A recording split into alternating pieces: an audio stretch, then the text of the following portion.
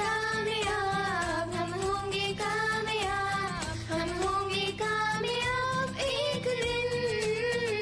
हो मन में है विश्वास, पूरा है विश्वास, हम होंगे कामयाब एक दिन। सुप्रभात बच्चों और अभिभावक गण को मेरा प्रणाम, नमस्ते, गुड मॉर्निंग, सुप्रभात, सत श्री अकाल। चलिए बच्चों, तो आज निकाले साहित्य सागर कक्षा 10 के लिए, कक्षा 10 क्लास 10 के लिए।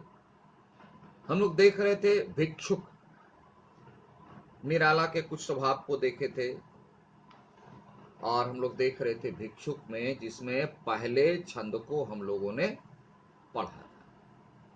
ये भिक्षुक है, वह आता पछताता, है ना, पथ पर आता, यानी भिक्षुक के की दयनीय अवस्था का वर्णन है कि उसका शरीर इतना जीर्ण शीर्ण हो गया है कि कौन सा पेट है कौन सी पीठ है पता ही नहीं चलता। क्यों? कि पेट में दाना ही नहीं कई दिनों से, और उसके पेट में भूख की आग धधक रही है।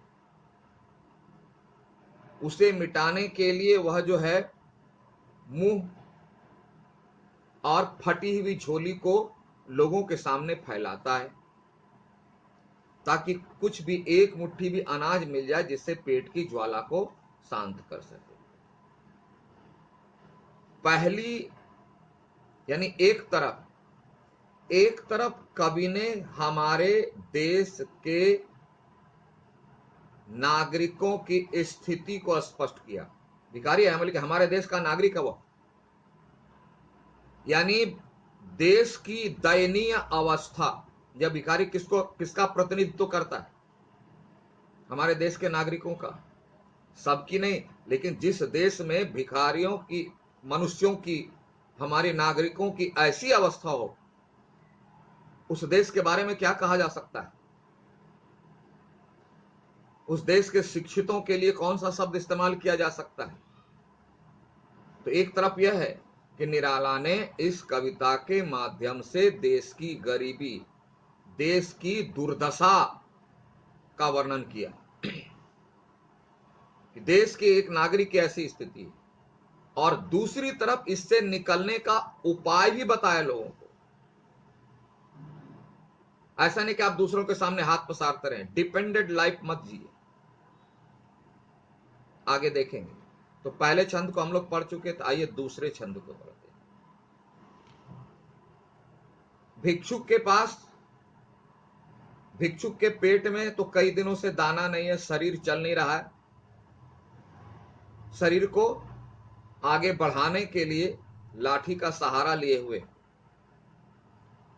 मुंह फैलाया हुआ मांगने के लिए, मां, झोली भी है फटी एक मुट्ठी दाने को, तो उसकी अपनी मुसीबत है।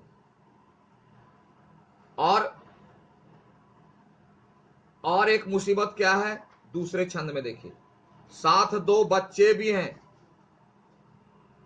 अकेले रहें तो कहा भी जाए, साथ दो बच्चे भी हैं, सदा हाथ फैलाए, वो दोनों बच्चे भी हाथ फैलाए, दो रोटी के लिए, मांगने के लिए, एक मुट्ठी अनाज के लिए। यानी वह भिखारी पिता है, और पिता का दायित्व तो क्या होता है और कैसे वह निभा रहा है, निभा पा रहा है कि नहीं निभा पा रहा है, इसी की अवस्था का वर्णन कर रहे हैं। अपने तो है, दो बच्चे भी हैं, बच्चे भी हाथ फैलाए हुए, बाएं से वे मलते हुए पेट को चलते।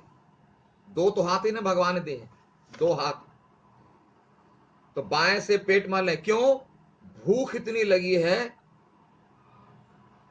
कि भूख की ज्वाला, भूख की आग बर्दाश्त नहीं हो रही, पेट को मल रहे हैं, किसी तरह शांत करने का प्रयास कर रहा है, और दूसरा हाथ मांगने के लिए।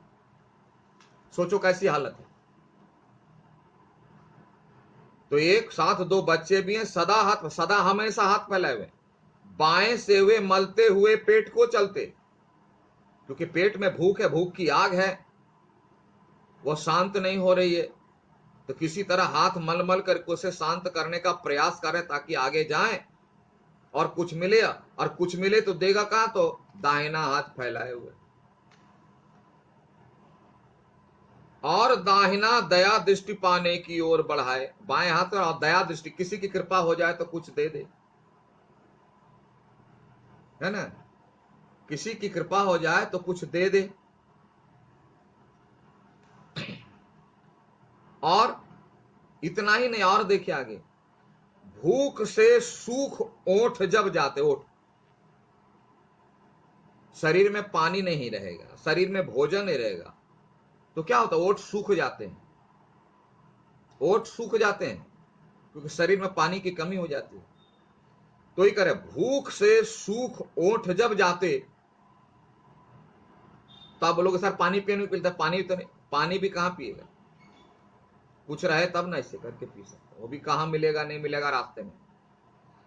तो क्या करता है, भूख से सूख ओठ जब जाते, दाता भाग्य विधाता से क्या पाते, दाता ईश्वर, भाग्य विधाता समाज के लोग, इन दोनों में, दोनों को कहा गया। ईश्वर उनको क्या दे रहे हैं, क्या दे रहे हैं ईश्वर, कुछ नहीं। और दाता भाग्य विधाता से क्या पाते, दाता यानी देने वाले, समाज में जो देने वाले हैं, जो उन लोगों की मदद करने वाले हैं, आज कहां है, क्यों नहीं मदद कर रहे। एक तो वो उनको मदद नहीं करे, ऊपर से कहते हैं ईश्वर, उन्होंने उनकी ऐसी तकदीर लिखी, वो भी मदद नहीं करे, तो क्या पाते, यानी कुछ नहीं पाते। दाता भाग्य विधाता से क्या पाते, प्रश्न चिन्ह, इसका उत्तर है कुछ नहीं पाते, कोई उसकी मदद नहीं कर रहा है, वह अपनी मदद खुद कर रहा है। क्या, घूंट आंसुओं के पीकर रह जाते, ओठ सूख गए हैं, क्या होता है, आंख से आंसू गिरते, क्यों, कोई देने वाला नहीं, कोई मदद करने वाला नहीं। इस दुख में उसकी आंखों से जो आंसू गिरते हैं, तो आंसू गिर के आंसू पीकर ही ओठ को गीला कर लेते, ऐसी है उनकी स्थिति, ये है उनकी हालत। समझ में आई बात, चलिए। यानी साथ दो बच्चे भी हैं, सदा हाथ फैला, इस छंद में निराला कहते हैं कि उनके, वह सिर्फ अपने, उनकी मुसीबत नहीं है, उनके साथ दो बच्चे भी हैं जो हाथ फैलाए हुए हैं हमेशा। बायां हाथ कहां है, उसके भूखे पेट को मसलने में, क्यों, कि किसी चीज को ऐसे ऐसे करते हैं ना, तो आग की ज्वाला कम होती है, दर्द कुछ कम होता है। और दाहिना हाथ फैलाए हुए हैं, बाएं से वे मलते हुए पेट को चलते, और दाहिना दया दृष्टि, किसकी दया दृष्टि, समाज वाले, कोई दे दे पाने को, उनके हाथ पर कुछ अन्न का दाना रख दे, किसी की कृपा हो जाए, किसी की दया हो जाए, इसलिए वो दाहिना हाथ फैला कर चल रहे हैं। और चलते चलते भूख से सूख ओठ जब जाते, जब ओठ सूख जाते हैं, तो उसका अंदर का दुख जब आंसू बन करके निकलता है, तो आंसू जो है निकल करके, देखोगे जब रोता है कोई, इधर से आंसू गिरता है तो ओठ में, आंसू को पीकर ही, पानी भी नहीं मिला, आंसू को पीकर ही वो ओठ को गीला कर लेता है ताकि जीवित रहे। ऐसे में प्रश्न करता है वह कवि कि दाता भाग्य विधाता से क्या पाते, दाता देने वाला कौन, समाज में लोग, समाज के लोग, भाग्य विधाता, भाग्य यही उसका भाग्य, भाग्य बनाने वाला कौन है, वो समाज के लोग देंगे तो खाएंगे, कोई भीख देगा तो खाएंगे। विधाता ईश्वर, उससे क्या, दोनों ओर से क्या मिला, ना समाज से मिला ना ईश्वर से मिला। घूंट आंसुओं के पीकर रह जाते, वह अपने ही आंसू के घूंट पी करके रह जा रहा है, ऐसी स्थिति है। समझ में आए, तो आज यहीं तक रखते हैं, इसको देखिए समझिए, पद्य है इसीलिए एक एक छंद लेकर चलेंगे, अगली कक्षा में इसको पूरा कर लेंगे, ठीक है। Have a nice day, thank you.